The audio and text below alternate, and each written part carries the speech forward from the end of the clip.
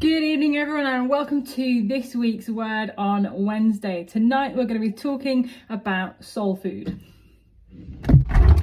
When we think about our bodies, we know that to keep them going, we need food. We need to eat food and drink water to turn that into energy, and that energy then keeps us going throughout the day. And in a similar fashion, we need to really think about soul food, about what we're feeding our soul. When Jesus is being tempted in the desert, we hear him quote a verse from the book of Deuteronomy. And that was chapter 8, verse 3. And it says this: "Man does not live on bread alone, but on every word that comes from the mouth of the Lord." And that is a real great encouragement and challenge for all of us. A question I want to draw from this is, what are you living on right now?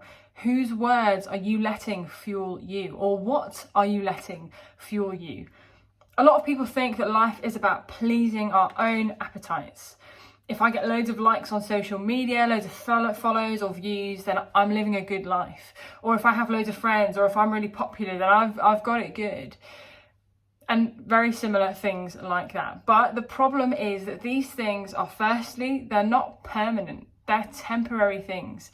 You don't have to look very far to see that there are some social media influencers who wake up one morning and find that their accounts and their platforms have just completely disappeared. They've been deleted for whatever reason, often without any warning and without any way of getting that back.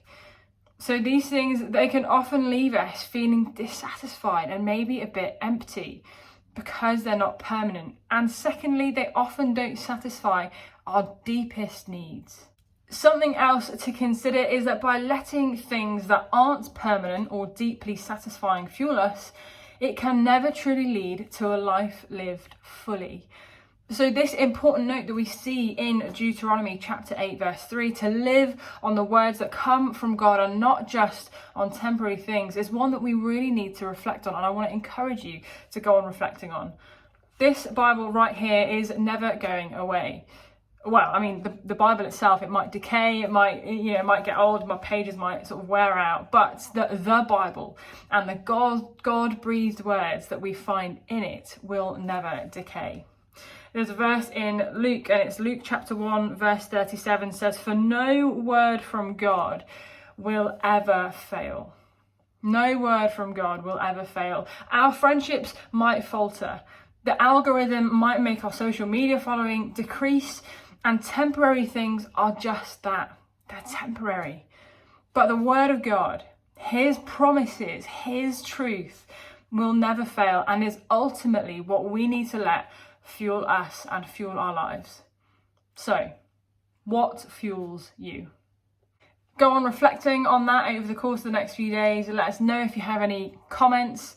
But in the meantime, have a great week, and we'll catch you later. Take care. Bye.